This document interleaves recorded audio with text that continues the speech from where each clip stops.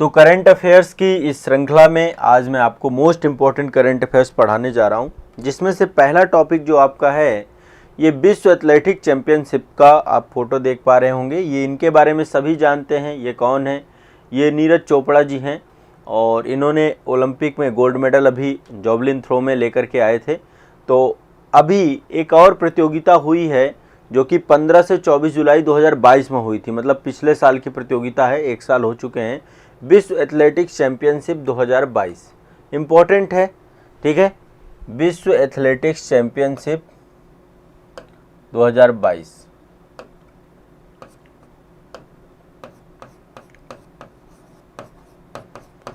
Athletics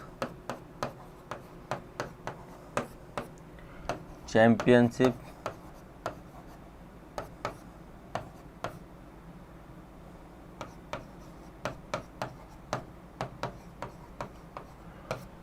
ठीक है। ये कब हुई? 15 से 24 जुलाई 2022 को।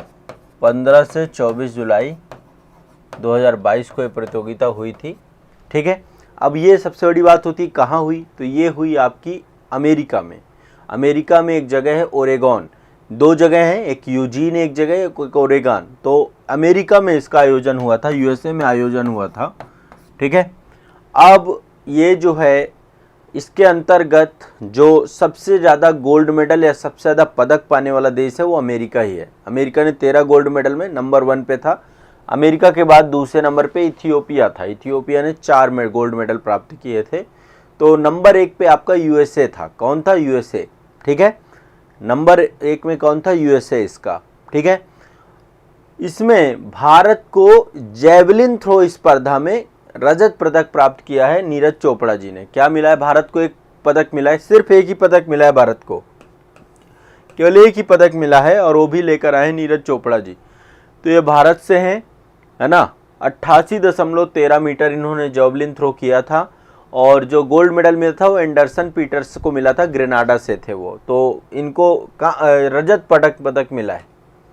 रजत विश्व एथलेटिक चैंपियनशिप में एक ही मेडल भारत को मिला है, जो मिला है नीरज चोपड़ा जी को, ठीक है। और ये आपका रजत पदक है, जैवलिन थ्रो प्रतिस्पर्धा में मिला है। तो विश्व एथलेटिक चैंपियनशिप आपकी हर साल होती है।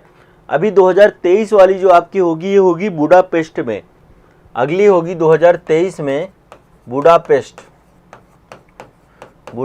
में होगी, ध्यान रखिएगा। कोविड के कारण से 2020-2021 में नहीं हुई थी, ठीक है। 2019 में हुई थी दोहा में, ठीक है, इससे पहले।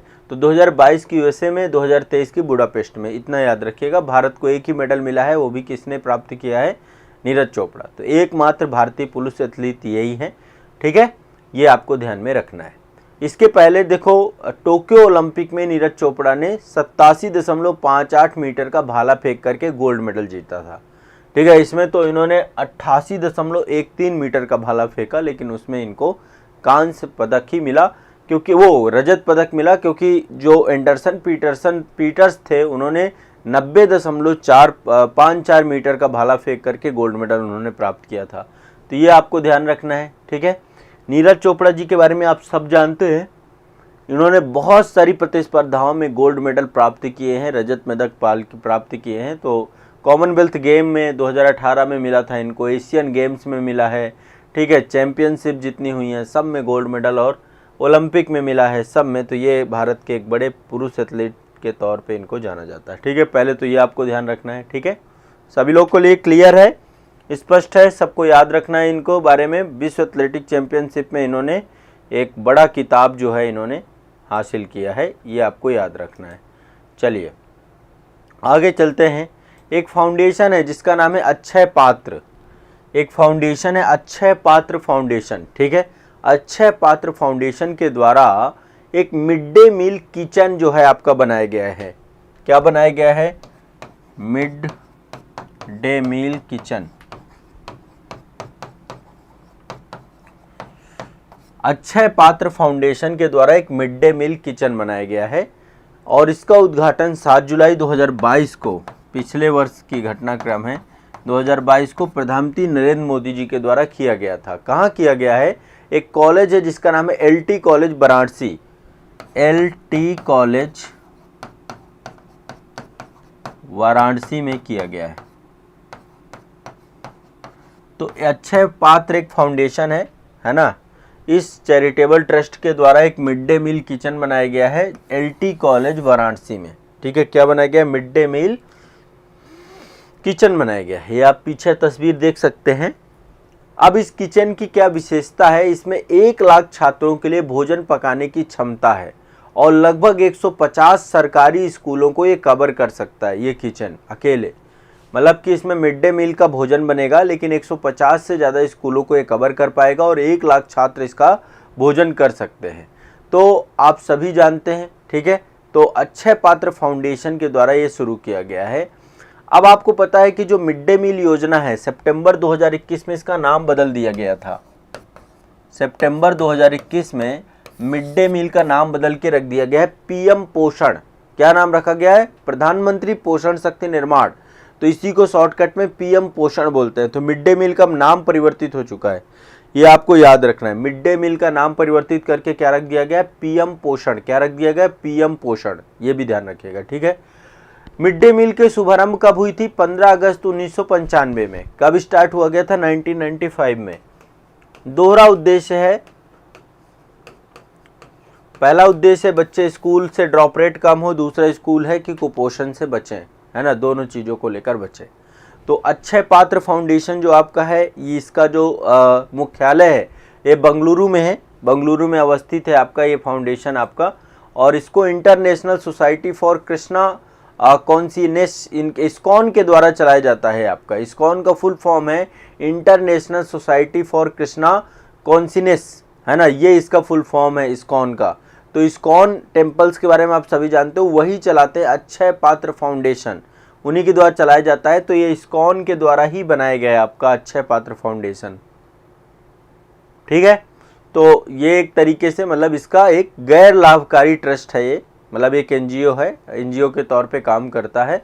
और ये भारत में मिड डे मील योजना का प्रबंधन करने का भी इसको ही जिम्मा दिया गया है, ठीक है। अक्षय पात्र फाउंडेशन ही भारत में मिड डे मील भोजन का प्रबंधन करता है। तो ये भी काम इसी के ऊपर है, इसी के पास है, ठीक है। क्लियर, स्पष्ट है? सारे topic clear. Mid day meal योजना का पीएम पोषण नाम हो चुका है। 15 अगस्त 1995 को शुरू हुई थी। अक्षय पात्र फाउंडेशन इस्कॉन द्वारा संचालित है। अक्षय पात्र फाउंडेशन के द्वारा मिड डे मील को भी पूरा संभाला जाता है, ठीक है, ये ध्यान रखिएगा। अगला चलते हैं।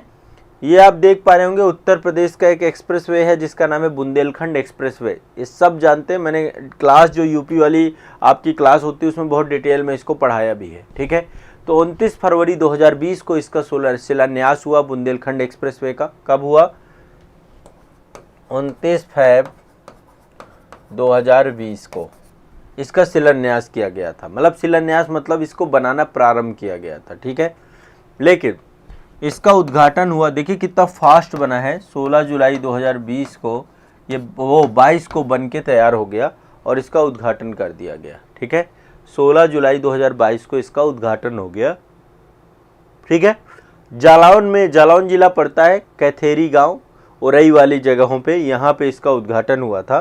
तो ये आपका इटावा से चित्रकूट को जोड़ता है। उत्तर प्रदेश में बना हुआ बुंदेलखंड एक्सप्रेसवे। अभी देखो बहुत सारे एक्सप्रेसवे बनाए गए हैं। उत्तर प्रदेश भारत में सबसे ज़्यादा एक्सप्रेसवे वाला राज्य है। इसके अलावा भी मुंबई और दिल्ली का इकोनॉमिक कॉरिडोर बनाया गया है, ठीक है। तो टोटल ये कितना है अभी बनाया गया है? 296 किलोमीटर के आसपास पूरा है आपका टोटल। इसमें लिखा होगा ये है 296 किलोमीटर इसकी लंबाई है, ठीक है। टोटल जो है 14,850 किलोमीटर रुपए की लागत आई है इसमें, ठीक है। ये पूरा का पूरा आपका बना हुआ है। क्लियर है, स्पष्ट है, ठीक है। इसमें कौन कौन से जिले लाभान्वित होंगे, यहाँ पे जिलों के नाम भी हैं आपके। यहाँ पे देखिए चित्रकूट है आपका, बांदा है, यहीं पे महोबा भी पड़ता है, महोबा है, हमीरपुर है, जालौन जिला है, औरैया है और इटावा है ना, औरैया और इटावा। तो ये उत्तर प्रदेश के ज़िले हैं जो कि प्रभावित होंगे इससे, इस एक्सप्रेसवे से जो है उनका विकास होगा। अभी 4 लेन का हाईवे है ये, आने वाले समय पे इसको 6 लेन भी कर दिया जाएगा। टोटल 110 मीटर की चौड़ाई है, अभी इसको और बड़ा करने की प्लानिंग चल रही है, ठीक है। तो बुंदेलखंड एक्सप्रेसवे क्या कर रहा है, ये यमुना एक्सप्रेसवे से इसको जोड़ देगा। आगरा लखनऊ एक्सप्रेसवे और यमुना एक्सप्रेसवे है, उन दोनों को आपस में ये जोड़ देगा, ठीक है, उन्हीं से जुड़ जाएगा आपस में, है ना। आगरा लखनऊ एक्सप्रेसवे, तो इससे देश की राजधानी में भी डायरेक्टली जुड़ जाएगा, ठीक है। तो उत्तर प्रदेश में Yamuna expressway, Agra expressway, Purvanchal expressway, Bundelkhand expressway, ये सारे अभी बने, अभी गंगा एक्सप्रेसवे बन रहा है, ठीक है। तो एक ये आपको ध्यान रखना है, बुंदेलखंड एक्सप्रेसवे आपका इम्पोर्टेंट है। हाँ हाँ, आज के करंट अफेयर्स लाइव शो में, और मैं आप सभी एक मिनट हाँ, चलिए सेशन को शुरू करते हैं। तो यहाँ पे ये आपको ध्यान रखना है। चलिए आगे बढ़ते हैं, नेक्स्ट है अगला। हाँ, यही है आपका जो मैं बता रहा हूँ, ये देखिए लखनऊ आगरा एक्सप्रेसवे है, इससे बाद पूर्वांचल, देखिए कैसे जुड़े हुए हैं चारों एक्सप्रेसवे एक दूसरे के साथ।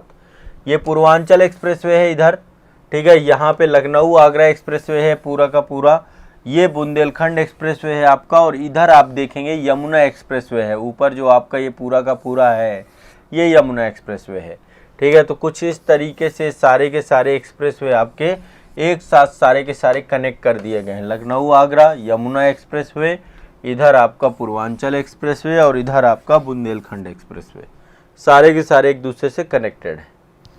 चलिए अगला चलते हैं। देखिए एक प्रतियोगिता होती है जिसका नाम है फ्रेंच ओपन। फ्रेंच ओपन साल में 4 जो है प्रतियोगिताएं होती हैं आपकी, और ये आपकी जुड़ी होती हैं टेनिस से, है ना।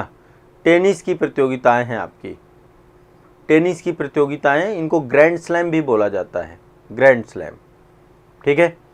तो इनमें से ये फ्रेंच ओपन है, एक क्रम है इनका। पहले ऑस्ट्रेलियन ओपन होता है आपका साल में, पहले ऑस्ट्रेलियन ओपन, दूसरा फिर फ्रेंच ओपन होता है आपका, फ्रेंच ओपन, फिर इसके बाद आपका विंबलडन होता है,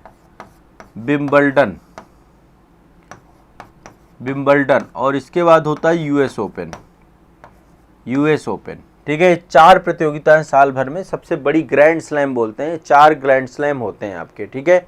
तो फ्रेंच ओपन 2022 का जो हुआ था, इसमें पुरुष एकल का खिताब पाया है राफेल नडाल ने। किसने पाया है? Rafael Nadal.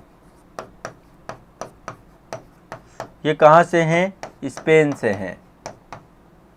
आमतौर पे मतलब फिक्स हैं, कुछ लोग ही हैं जो ये कुछ मतलब खिलाड़ी हैं, और इन्हीं खिलाड़ियों में से कोई ना कोई अपना खिताब बरकरार रखता है। तो राफेल नडाल जो हैं फ्रेंच ओपन इन्होंने प्राप्त किया है पुरुष एकल में, ठीक है।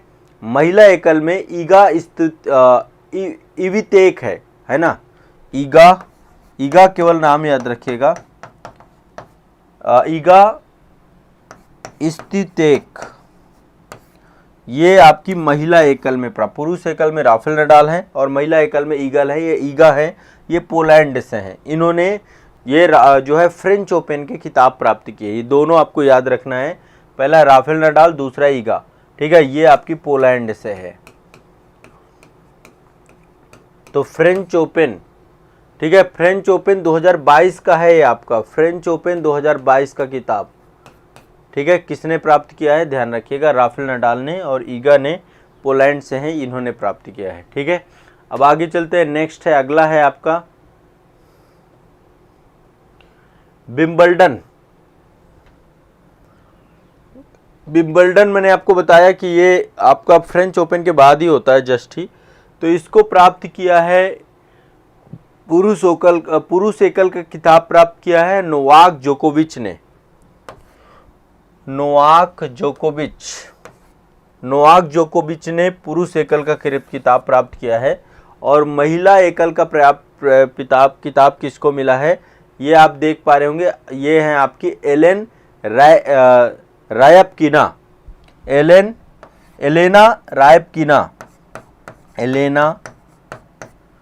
रायबकिना, इनको मिला है आपका। तो ये महिला एकल का ये आपका विंबलडन है 2022 का, ब्रिटेन में आपकी जो होती है, ठीक है। फ्रेंच ओपन के बाद विंबलडन, तो ये आपको ध्यान रखना है, 2 महत्वपूर्ण जो है आपके ये, क्लियर है। नेक्स्ट अगला चलते हैं। हाँ, अगला है, भारत में पहली बार खेलो इंडिया फेसिंग विमेन लीग हुई थी।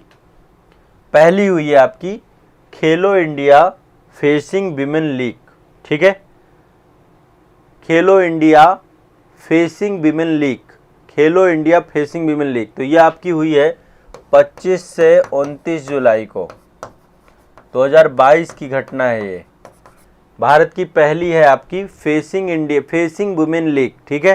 तो ये कहाँ हुई है? ताल कटोरा आपका स्टेडियम है नई दिल्ली में, ताल कटोरा, ये इंडोर स्टेडियम है, इंडोर स्टेडियम, ताल कटोरा इंडोर स्टेडियम में आपकी जो है ये हुई है खेलो इंडिया फेसिंग वुमेन लीग, ठीक है, ये ध्यान रखना है।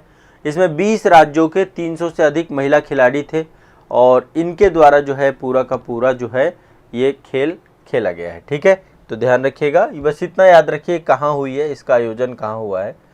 इनके बारे में सभी जानते हैं, ये विश्वनाथन आनंद हैं, ठीक है, और इनको अंतरराष्ट्रीय शतरंज महासंघ जिसको हम फिडे बोलते हैं, फिडे, अंतरराष्ट्रीय शतरंज महासंघ, इसको फिडे कहा जाता है, इसके उपाध्यक्ष चुने गए हैं आपके। ये कौन है? उपाध्यक्ष, उपाध्यक्ष इनको चुना गया है इसका फिर से अगेन।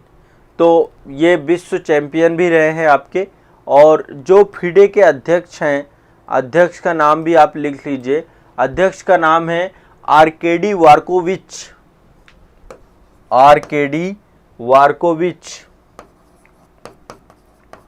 आर्केडी वार्कोविच, ठीक है। तो आपके उपाध्यक्ष हैं विश्वनाथन आनंद और उपाध्यक्ष हैं आर्केडी, ठीक है, वार्कोविच। ये दोनों आपको नाम याद रखने हैं, दोनों ही इंपॉर्टेंट है, ठीक है।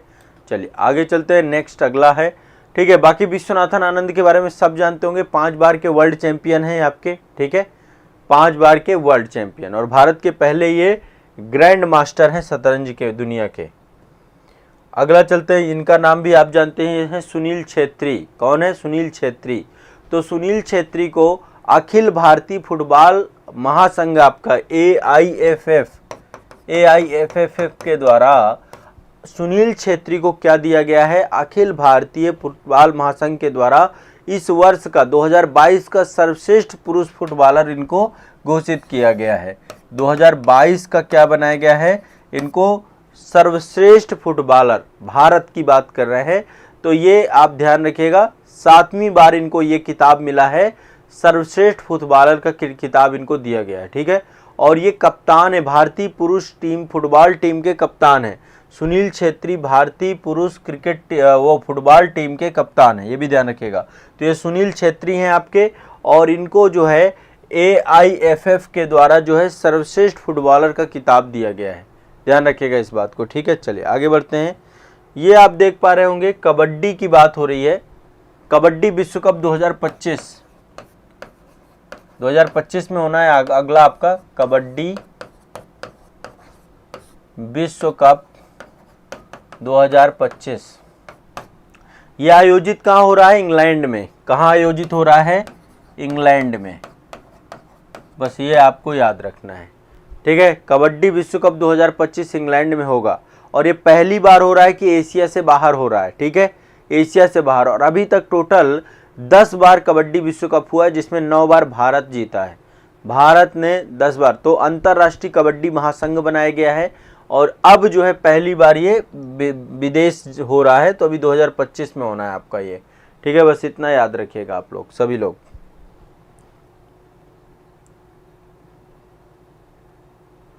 ठीक है, नेक्स्ट आगे चलते हैं।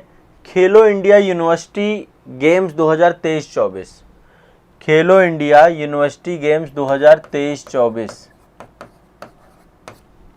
खेलो इंडिया यूनिवर्सिटी जो है आपका गेम्स है, खेलो इंडिया यूनिवर्सिटी गेम्स, ठीक है, खेलो इंडिया नेशनल यूनिवर्सिटी गेम्स 2023-24, ये उत्तर प्रदेश में हो रहे हैं। उत्तर प्रदेश में कई सारे शहरों में होंगे आपके, लखनऊ, गोवा, वाराणसी, नोएडा, ठीक है, ये आपको ध्यान रखना है। ये चौथा है, इससे पहले उड़ीसा में हुए थे, अब उत्तर प्रदेश में इस साल होंगे खेलो इंडिया यूनिवर्सिटी जो है।